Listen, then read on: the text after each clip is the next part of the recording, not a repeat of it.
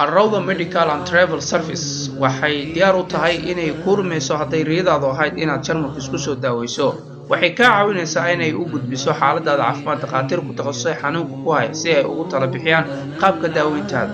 Waxay ku soo diraysaa martiqaad caafimaad oo aad ku soo hesho fiiso kadib markii aad soo dirto warbixintaada caafimaad medical report haddii aad joogto meel ka baxsan qaaradda Yurub.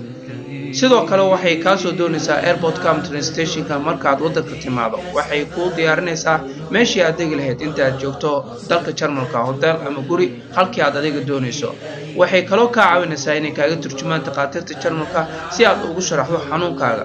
haddii aad joogto wadan kale oo daawo dhakhtar ku qoro, waxay diyaar u tahay inay ku soo iibiso kadibna ay ku soo dirto meel walba oo aad dunida ka joogto.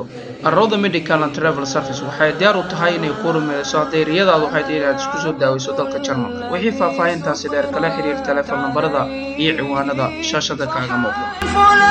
لم يخاف فيها الرقيبة أنا العبد المسيء عصيت سرا فما